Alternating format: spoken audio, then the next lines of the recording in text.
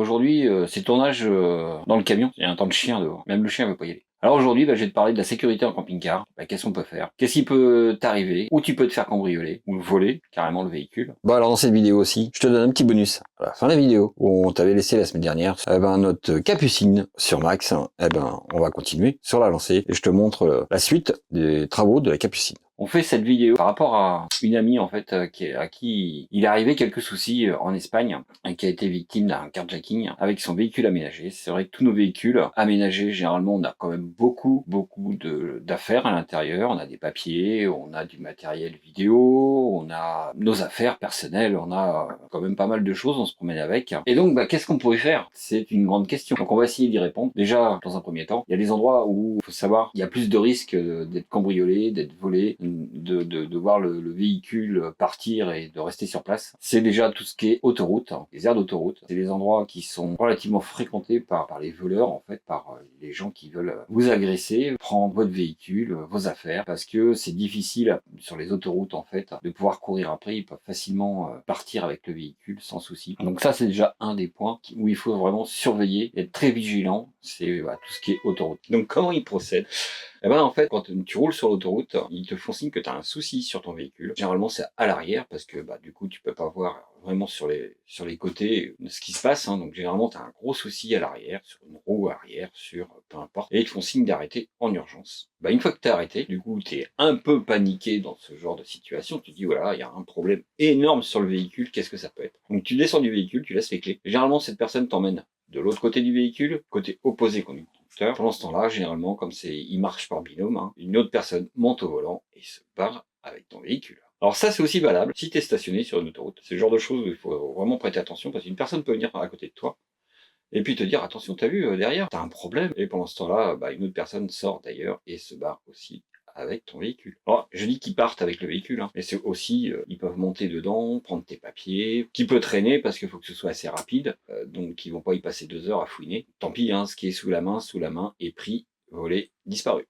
Voilà, c'est le genre d'endroit sur les autoroutes où il faut quand même prêter super attention à ce type d'accostement en fait de personnes où il faut quand même rester très vigilant, ne pas faire confiance trop rapidement. Alors ce que je dis là, c'est valable aussi sur les autoroutes, mais c'est valable aussi sur des aires de camping-car par exemple, où pendant que vous faites le plein d'eau ou les vidanges, une personne en fait peut s'introduire aussi dans le véhicule ou pas, ou si vous avez laissé les clés sur le volant, chose non qui peut pas m'arriver parce que moi si généralement toutes mes clés sont ensemble et donc j'ai besoin des clés en fait pour ouvrir les soutes. Ça, c'est une astuce, d'avoir les clés réunies du véhicule pour pouvoir ouvrir les soutes. Mais si vous les avez laissées sur le véhicule, évidemment, il y a de fortes chances que quelque chose peut disparaître à l'intérieur ou voir carrément le véhicule partir pendant que vous êtes encore en train de vidanger ou faire le plein du camion. Alors c'est pareil, il y a aussi le bivouac, c'est-à-dire le soir. Quand vous voyagez, vous êtes sur une autoroute, il vaut mieux éviter de rester sur les aires d'autoroute pour dormir le soir. C'est là où vous avez le plus grand risque de vous faire siphonner les réservoirs, voire ouvrir les soutes, chose qui nous est déjà arrivée quand on a fait un tour d'Europe avec J. Donc pour éviter ça, en fait, la seule solution, c'est vraiment de sortir de l'autoroute, de se trouver un spot où on se sent bien, surtout, d'éviter, alors je dis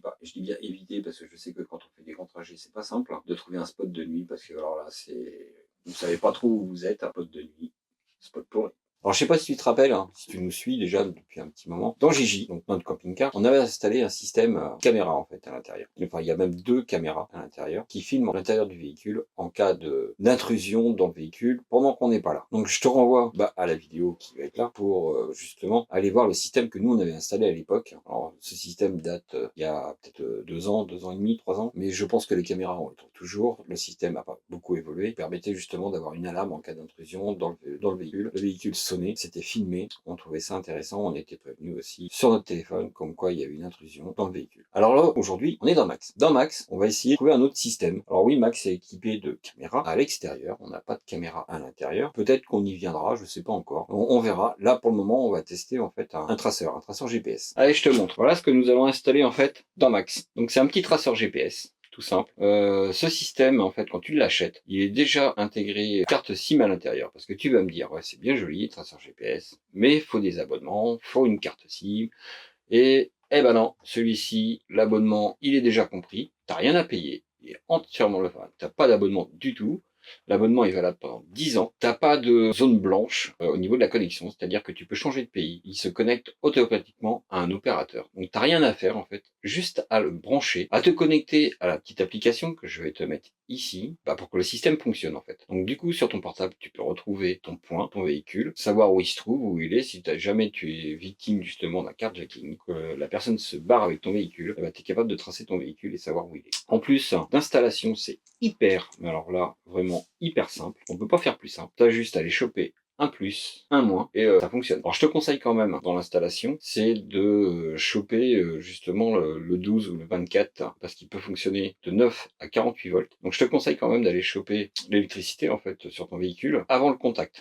T'évites donc une coupure. Une fois que ton contact est coupé, l'appareil peut continuer à fonctionner. Donc le mieux c'est de le brancher en direct sur la batterie ou quelque part ou dans ton véhicule pour justement pouvoir le cacher et d'avoir une alimentation permanente. Il est équipé justement d'un petit fusible, comme ça il est protégé, ça ne craint rien. Nous on a décidé justement de tester ça. Alors là, il n'est pas monté, évidemment. Après, ça m'obligeait de te dire où il est caché dans Max. Ça m'ennuierait. Donc, du coup, il n'est pas monté. Le principe est quand même super simple. Un plus, un moins. Je crois que c'est à la portée de n'importe qui d'aller chercher et de le brancher facilement. Donc, cet appareil, tu peux... je te mettrai la petite carte ici. Parce que ça fait pas tous les pays, mais ça en fait quand même une grande partie, comme le Maroc, et ainsi de suite. Ça peut faire aussi, voilà, ça fait aussi toute l'Amérique du Sud. À partir du moment où il capte en fait un signal d'un opérateur, il est capable en fait de t'envoyer le signal de ton véhicule, savoir où il se trouve. Donc je trouvais ça intéressant, surtout que nous, par rapport au véhicule, on veut faire un shipping avec. Alors évidemment, pendant que ça sera en pleine mer, on ne verra pas où est le camion. Mais une fois qu'il arrivera de l'autre côté, il va capter en fait un signal et nous envoyer la position du camion exacte. Alors à savoir que tu vas me dire oui, mais aujourd'hui ils ont des brouilleurs, ils peuvent brouiller le système, voilà. Eh ben non, ce petit appareil en fait, dès qu'il détecte un système de brouillage, il t'envoie directement une alarme sur ton portable. Donc du coup, tu sais que là il y a un problème, il faut réagir vite. Pareil, si ton véhicule se déplace de 200 mètres, il t'envoie un message comme quoi ton véhicule a bougé. Donc si t'es pas au volant, si ta femme est pas au volant, c'est que là il y a un problème. Alors il peut arriver aussi que sur des parkings par exemple, tu reviens, t'as été faire tes courses. Par exemple, juste un exemple. T'as été faire tes courses, et là qu'est-ce que tu trouves? Tu montes dans ton véhicule, qu'est-ce que tu trouves sur le parking? Un gros billet, 50 €. Tu te dis, oh, c'est quoi ça? Logique, tu descends, tu vas avoir ton petit billet. Généralement, il est faux, faut pas se douter. Et pendant que tu es descendu, merci, bonjour monsieur, c'est moi qui ai au volant et je suis parti avec ton véhicule. Donc nous, on a fait le choix justement de ce traceur qui nous permettra certainement de surveiller le camion, voir si on a s'il bouge, où il se trouve. Si toi, tu as d'autres solutions, comme je te disais tout à l'heure, nous on a essayé les caméras, donc ça on connaît. Mais éventuellement, il y a peut-être d'autres produits, d'autres systèmes. On a essayé aussi les alarmes avec les portes. Ouais, on avait mis aussi, ouais, tout à fait, des alarmes aux portes. Mais il existe peut-être d'autres choses qu'on ne connaît pas. Sur Gigi, ouais, il y a un bloqueur de démarrage aussi. Ouais. Il y a un système d'alarme à la base sur le véhicule, sur Gigi. Et nous, on avait rajouté en plus justement des capteurs aux portes et les caméras à l'intérieur. Mais voilà, ça c'est des ajouts que nous on avait fait. Peut-être qu'aujourd'hui il y a d'autres produits qu'on ne connaît pas. Ah bah n'hésite pas à nous les mettre dans les commentaires. Éventuellement c'est des produits qu'on pourrait peut-être parler, parce que bon on a parlé de celui-ci, mais il y a peut-être d'autres produits sur lesquels on pourrait parler. Mais c'est toujours intéressant de pouvoir partager justement sur la peur du vol, parce qu'il faut reconnaître, c'est une infraction, enfin je veux dire c'est quelque chose qui est quand même perturbant de savoir que quelqu'un est rentré dans ton véhicule, d'avoir été volé. Ça rentre dans ton intimité. T'as quand même des choses peut-être de valeur qui disparaissent. Alors nous, ils auraient la surprise, hein, c'est qu'il y a un chien dedans, un gamin. Ouais, mais on va pas dire à tout le monde d'avoir un chien. Hein. Surtout avec le boubou, bon, on a moins de... c'est quand même un gros système d'alarme, hein, le boubou, faut reconnaître. Surtout que bon, elle est pas hyper simple non plus. Donc, je pense que celui qui voudrait rentrer dedans, il serait pas clair. C'est un petit peu sa maison quand même, le camping-car. Voilà. Mais bon, je conseille pas non plus, comme système d'alarme, de tout le monde avoir un gros bouvier. Il y a des systèmes beaucoup plus petits. Croire c'est parce que tu as un véhicule ancien, d'ailleurs, que tu ne risques rien sur le vol, parce que ton camping-car il est vieux, ton van il est vieux. Détrompe-toi, parce que simplement, peut-être qu'il est vieux, mais en attendant, les pièces c'est pas si simple à trouver. Par contre, c'est facile à revendre. Bon allez, sur ce, je vais te présenter maintenant la Capucine montée sur la cabine de Max. Bon allez, on se retrouve à l'extérieur du camion. Donc là, on est sur le hangar, on risque pas la pluie. Je te montre, ça arrive sur le toit. Alors il est pas fini, ça met un peu de temps, ouais, je sais. Mais il est là.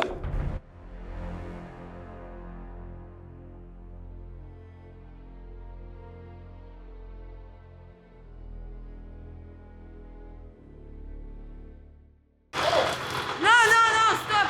Prenez pas les taquis!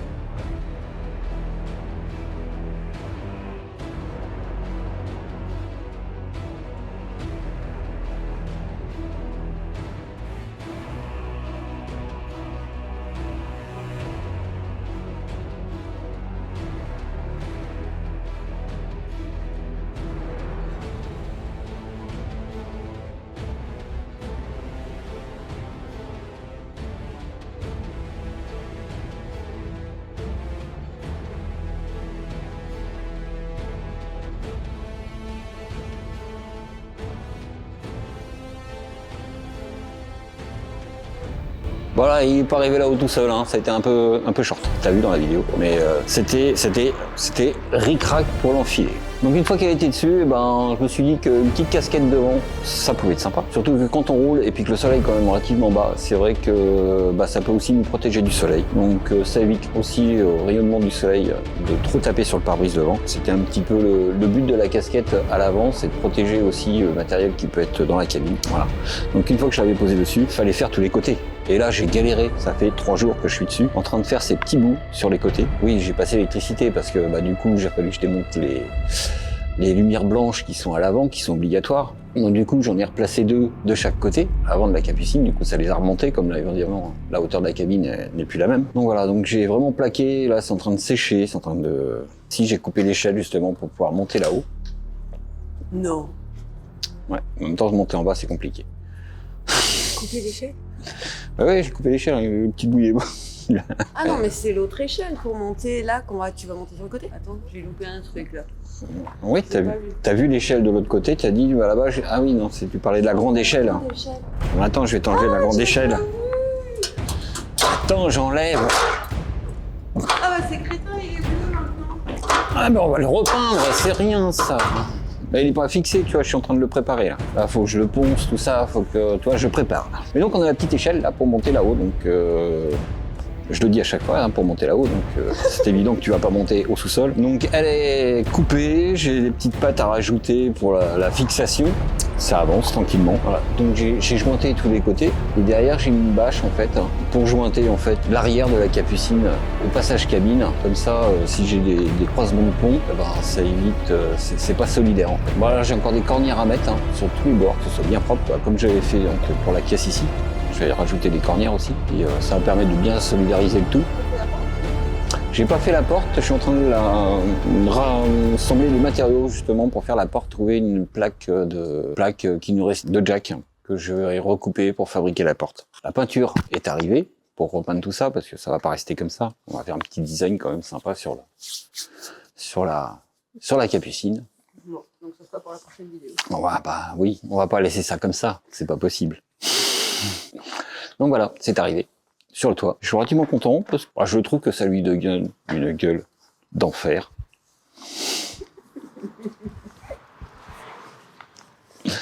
Voilà. Donc là, j'ai encore après les pare-branches qui vont être fixées là, à remonter au-dessus. Donc je sais pas si tu vois tout en haut, ça va se jointer en fait entre la caisse derrière et puis la capucine, mais ça sera pas solidaire, hein. C'est vraiment séparé, il faut qu'il y ait un mouvement entre les deux, mais normalement ça doit tomber face à face. Ah, c'est tout un emmanchement. Et de l'autre côté, j'ai encore un tube là à monter qui va être là sur le côté. Pareil pour faire un appui supplémentaire pour la capucine en fait, qui permet de maintenir vraiment la capucine à la cabine du camion. Le tout repeint avec une petite peinture Raptor. Ouais. J'ai encore deux phares de chaque côté sur la capucine à rajouter. Deux longues portées qui vont être là et deux longues portées de chaque côté là aussi sur le bas de la cabine. Parce que la nuit, voilà. Dis-nous dans les commentaires si toi t'aurais fait autrement. Ça nous fait une bonne pièce à l'étage, hein, mine de rien, dans la capucine. C'est pas mal. Alors on arrive à le lever à deux, hein, la capucine. Ouais, à deux avec Johan, on a réussi à le lever. Donc elle est pas si lourde que ça en fait. Je pense qu'elle fait à peu près dans les 70 kg. C'est un peu encombrant, c'est un peu massif, donc c'est pas facile à prendre. Mais c'est relativement léger. C'est vraiment ce que je voulais. Avoir quelque chose de léger sur le toit. Parce qu'à savoir que quand même la cabine pour la lever, tu pousses avec les bras, il n'y a pas de vérin, il n'y a rien. Donc si j'avais mis quelque chose de trop lourd, ça aurait été très compliqué après pour la lever. Donc là, je pense que 60-70 kg sur le toit, on est pas mal. Phil, si tu nous regardes, dis-moi ce que t'en penses. Si 60-70 sur un toit, ça peut passer. T'as pas essayé de la lever ? Non, pas encore, non. Non, j'ai pas fait le test encore. En même temps, j'attends d'avoir toutes mes barres et tout, que le truc il soit bien fixé, parce que là, en fait, la capucine est montée sur des cylindres bob fixés sur la cabine. Donc c'est pour éviter en fait les vibrations entre la cabine et la capucine. Mais j'attends quand même d'avoir les barres en plus pour la fixer, pour être sûr que j'ai pas de soucis et que ça bouge. Moi, je trouve que la capucine, ça lui rend un côté cossu, gros camion. Et en plus, je gagne de la place. Ça a de la prise au vent, ça me protège mes panneaux solaires, ça me protège ma fenêtre, ça a tous les avantages du monde. Sauf peut-être pour la lever, mais ça je verrai plus tard.